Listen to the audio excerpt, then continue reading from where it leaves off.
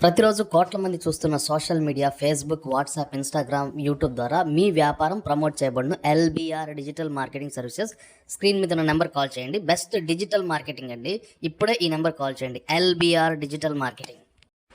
ఒక చిన్న కథ చెప్తాను. ఆ కథ విన్న తర్వాత మీరు కామెంట్ అయితే పెట్టండి. మీ ముందల ఇద్దరు మనుషులు పెడుతున్నాను. కళ్ళజోడు పెట్టుకున్న పర్సన్ ఏమో డిఎంకే పార్టీ అధినేత అండి.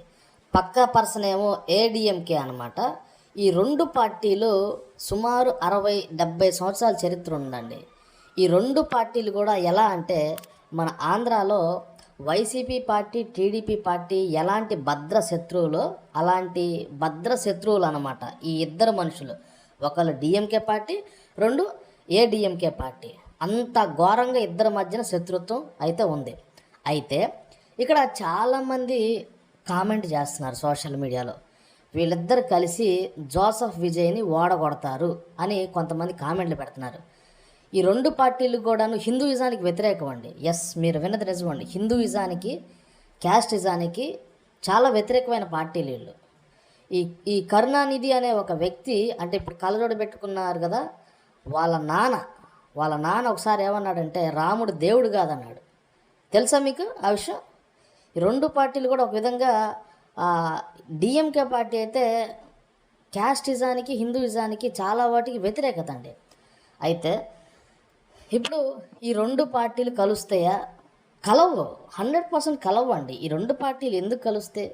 అండ్ ఇంకొకటి ఏంటంటే, జోసెఫ్ విజయ్ అనే ఒక వ్యక్తి సరైనోడండి, అల్టిమేట్ పర్సన్ అనమాట. ఇప్పుడు మన జగన్మోహన్ రెడ్డి గారు ఎలాగైతే ముక్కుసూటిగా వెళ్తారో అలాగే ఈ విజయ్ జోసెఫ్ అనే వ్యక్తి కూడా ఎవరి మాట వినడు, అతను అనుకున్నది చేస్తాడు. అండ్ ఇంకోటి ఏంటంటే, విజయ్ జోసెఫ్కి చాలా మెజారిటీ ఉందండి. తమిళనాడులో రజనీకాంత్ కంటే ఎక్కువ ఫ్యాన్ ఫాలోయింగ్ ఉంది. ప్లస్ దళిత అన్న ఒక ఫీలింగ్ ఉందన్నమాట. విజయ్ జోసెఫ్ 100 మంది దళితులకి సీట్లు ఇచ్చాడండి. అసలు మన భారతదేశం చరిత్రలో 100 మంది దళితులకి సీట్లు ఇచ్చిన ఫస్ట్ పర్సన్ విజయ్ జోసెఫ్. అలాంటిది ఈ రెండు పార్టీలు ఒకటయ్యి అతను ఓడగొడతాయి అంటూ చాలామంది అంటున్నారు. అలా జరగదండి, 100% జరగదు. విజయ్ జోసెఫే సీఎం అవుతాడు. ఇంతకుముందు కూడా నేను చెప్పాను, విజయ్ జోసెఫే అవుతాడు. ఒకవేళ అవ్వకపోతే ఘోరంగా ఉంటుంది పరిస్థితి అన్నమాట. సో ఇక్కడ మన ఆంధ్ర, తెలంగాణలో కొట్టుకు చచ్చిపోతున్నారు. అతను మాదిగా బిడ్డ అంటూ కొట్టుకు చచ్చిపోతున్నారు. ఒకవేళ బీజేపీ కనుక ఇన్వాల్వ్ అయిందంటే చాలా పెద్ద దెబ్బ పడిద్దండి బీజేపీకి. అసలు తమిళనాడు, కేరళ వాళ్ళు బీజేపీ పార్టీకి వ్యతిరేకం అండి. వాళ్ళు, మీకు తెలుసో లేదో, అసలు బీజేపీ పార్టీ అటు సైడ్ రాదు, వాళ్ళకి ఇష్టం ఉండదు. వాళ్ళు ఈ తమిళనాడు, కేరళ వాళ్ళు ఎలా ఉంటారంటే, వాళ్ళది ఒక దేశంలాగా ఫీల్ అవుతారు. తమిళనాడులో మీరు వెళ్తే వాళ్ళు ఒక దేశంలాగా ఫీల్ అవుతారండి. తెలుసా మీకు ఆ విషయం? ఖచ్చితంగా వీడియోకి అయితే మీకు నచ్చితే, వీడియో నచ్చితే ఖచ్చితంగా లైక్ అయితే చేయండి. ఇలాంటి వాల్యుబుల్ కంటెంట్ ఇంకా ముందు బెటర్గా మేము చేస్తాం అనమాట. ఖచ్చితంగా వీడియోకి అయితే లైక్ ఇవ్వండి. ఇక్కడ ఇప్పుడు మన విజయ్ జోసెఫ్ సీఎం అవుతాడా?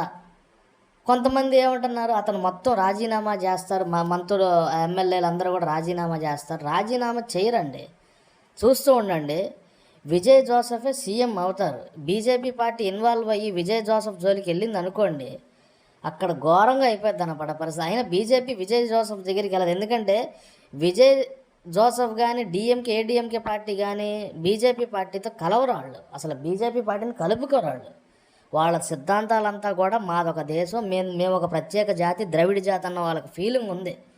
సో బీజేపీ పార్టీకి అసలు వాళ్ళు ఛాన్సే ఇవ్వరు. వాళ్ళు కొట్టుకుంటారు తప్పితే సెంట్రల్ లెవెల్లో పార్టీలను అసలు టచ్ కూడా చేయరు. అవసరమైతే కాంగ్రెస్ పార్టీతో కలుస్తారు తప్పితే బీజేపీ పార్టీతో వాళ్ళు కలవరు. బీజేపీ పార్టీకి సపోర్ట్ ఇవ్వరు కూడాను. దీని గురించి మీరు కామెంట్ అయితే చేయండి.